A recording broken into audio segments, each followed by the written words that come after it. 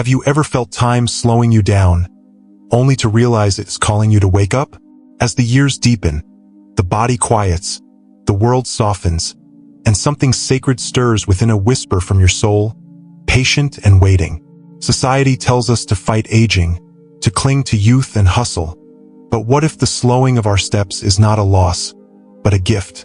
In Buddhist wisdom, this season of life isn't the end of vitality, it's the beginning of clarity, a chance to hear what truly matters. Today, we'll journey through 5 profound reflections on aging.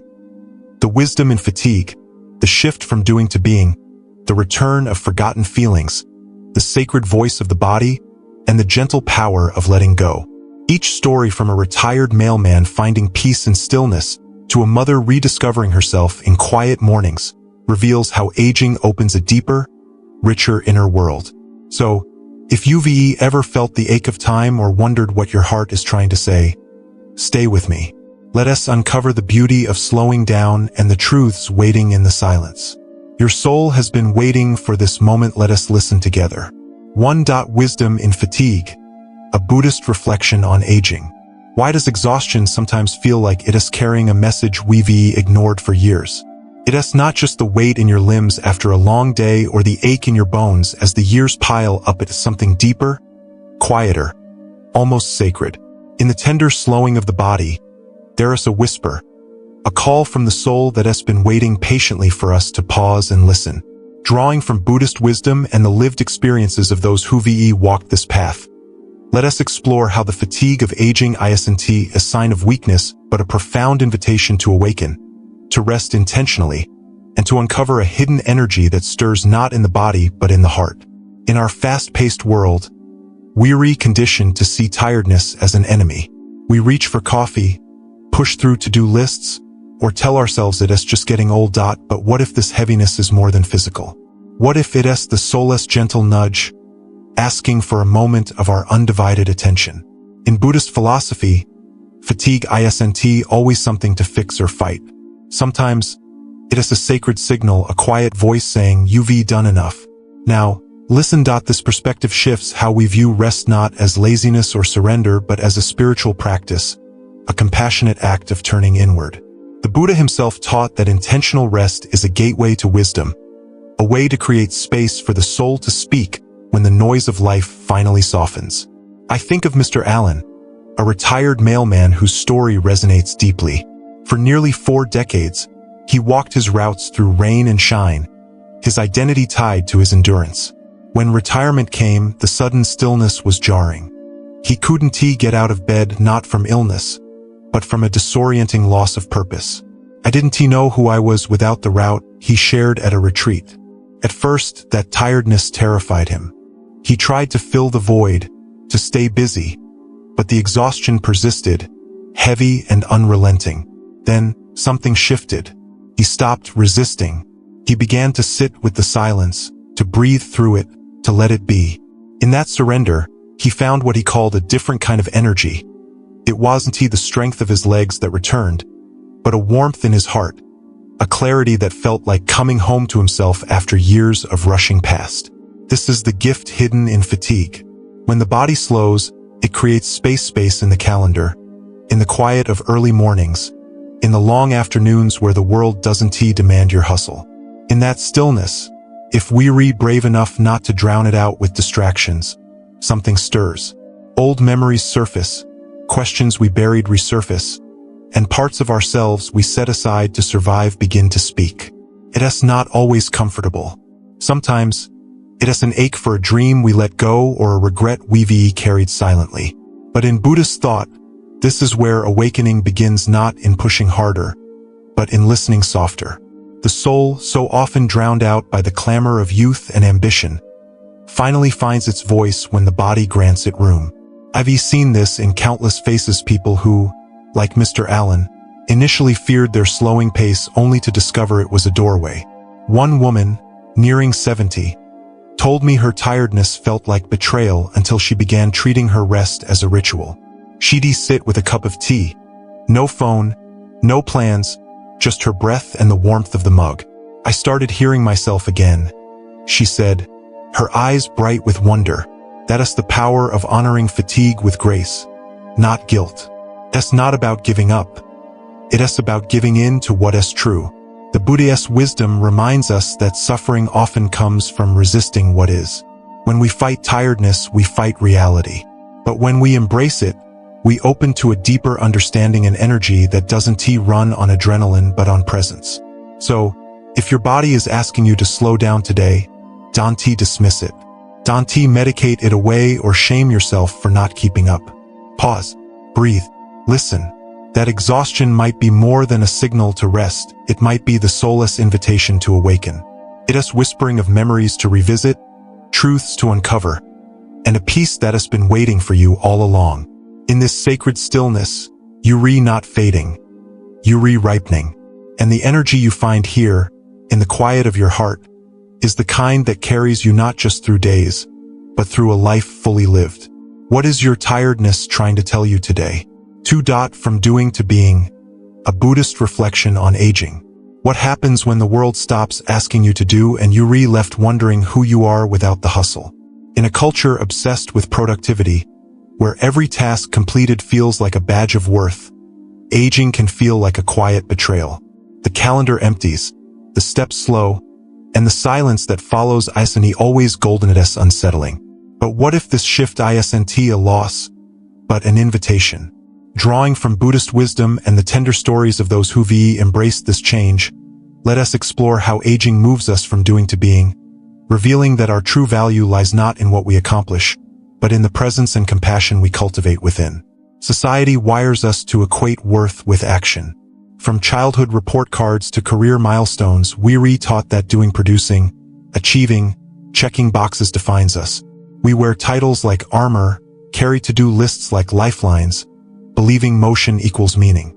But as the years stack up, the body whispers a different truth. The steps get heavier, the pace falters, and the roles we've clung to, worker, parent, provider, begin to fade. Suddenly, the question isn't what can I do today? But who am I when I am not doing? This moment, though unnerving, is where Buddhist philosophy offers a radical gift. Your worth was never in what you did.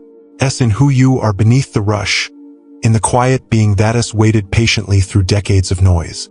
I am reminded of a story from a Thai monastery, where an elderly monk stopped joining the daily chores, sweeping the grounds, washing bowls. A young novice, frustrated, asked, "Why don't you help anymore?" The monk's gentle smile carried a lifetime of insight. "I am helping," he said. "I am practicing being." The novice didn't grasp it then, but years later, when his own body slowed, he understood. To sit with your breath, feeling it rise and fall without chasing the next task, that is being. To linger in the warmth of sunlight on your face, not rushing indoors, that is being. To hold a memory with gratitude, not regret, that is being. This shift from doing to being isn't the end of usefulness. It is the beginning of presence, a deeper way of living that aging makes possible. In our Western world, retirement often feels like being sidelined, like you're no longer in the game. But in Buddhist thought, slowing down is a gateway to wisdom. It's a chance to dwell in awareness, in compassion, in this moment as it is. I've seen this transformation in people who, at first, feared the quiet. One man, a former teacher in his late 60s, told me he felt invisible without his classroom, his schedule, his purpose. The silence of his days was suffocating until he began to lean into it.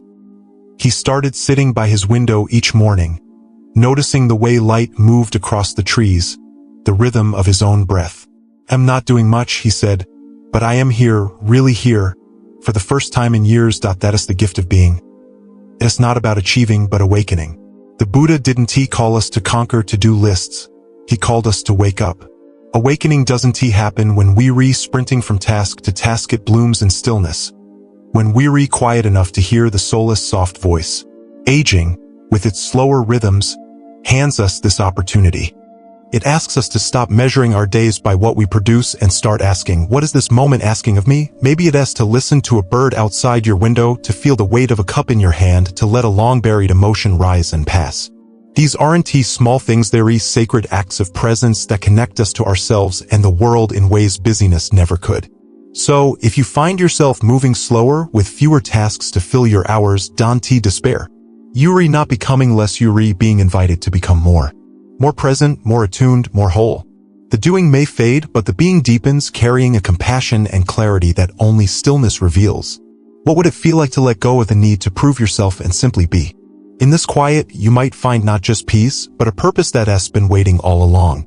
What is this moment asking of you today? The quiet return of forgotten feelings, a Buddhist reflection on aging. Why do old sorrows sometimes creep back just when you thought you'd found peace? As the noise of life fades, the children groan, the house quiet, the days stretching soft, and still something stirs within. Memories you thought were buried flicker like shadows, some warm, others aching. In this gentle slowing of age, the soul, no longer drowned out by busyness, begins to speak. Drawing from Buddhist wisdom and stories like that of Mabel, an 84-year-old who found healing in facing regret, let us explore how these forgotten feelings, described as six pa or the ripening of past actions, return not to haunt us but to liberate us, fostering spiritual growth through presence and compassion. In the quiet of later years, when the world outside grows still, the heart finds room to breathe. Feelings long tucked away, griefs unprocessed, longings silenced by life's demands begin to surface. In Buddhist thought, this is six pa, the ripening of emotional seeds planted in joy or sorrow, now bearing fruit in the stillness of age. It is not a punishment, but a gift. The soul, patient through years of distraction, finally has space to unfold. Sometimes it whispers of losses never fully grieved, like a friend you never reconciled with. Other times, it surprises with a sudden swell of joy, a bird's song, the wind in the trees that feels like a memory of who you once were. These moments, though unsettling, are the soul's way of asking to be heard. I think of Mabel, an 84-year-old woman whose story cuts straight to the heart. She came to a meditation group seeking peace, but instead regret flooded in. I thought I'd find calm, she told her teacher, but all I feel is what I didn't do. Her teacher's response was simple yet profound. Then that is where your peace begins. Mabel didn't run from the pain. She sat with it, breathed into it, let it rise and fall. Some days she cried, others she laughed, and slowly the regret softened, not erased, but understood. In that understanding, she found the peace she'd been chasing. This is spiritual maturity, not perfection, but the courage to feel, to forgive, to befriend your own story, even the parts you'd rather forget. It is easy to ask, why now, when old emotions surface? Why, when all you want is rest, does a memory from 30 years ago ache like it is fresh? The Buddha taught that nothing arises without purpose. Nothing ever goes away until it has taught us what we need to know, he said. These feelings don't return to torment you, they come to heal you. In the stillness of age, when the body slows and the heart has space, the soul brings forward what is ready to be released. It might be a longing you set aside to survive, a sorrow you couldn't face when life was too full. But now in this quiet, you have the chance to meet it with kindness, to let it pass through you like a guest who has overstayed but is ready to leave. I've seen this in others too. A man in his 70s once shared how, after his children moved away, he was blindsided by memories of his own distant father. At first, he pushed them away, but they kept returning. So he started journaling, writing letters he'd never send, and in those pages, he found not just grief but gratitude for the lessons his father left behind. That is the beauty of six pa. It is not about dwelling in pain, but allowing it to ripen into wisdom. These moments ask us to be present, to sit with what arises without judgment. It is not always easy, but it is always worth it. The joy that comes from a simple moment like sunlight on your hands feels richer when you've made peace with the shadows. So, if you find old emotions stirring, don't fear them. Yuri not unraveling, Yuri opening. Like a lotus blooming in still waters, your soul is unfolding in the gentle quiet of age. What would it feel like to welcome these feelings, not as burdens, but as teachers? To sit with them, breathe through them, and let them guide you to a deeper peace? Yuri not just remembering, Yuri healing. And in that healing, Yuri becoming more whole, more present, more you. What is your heart asking you to feel today? For listening to the body, a Buddhist reflection on aging.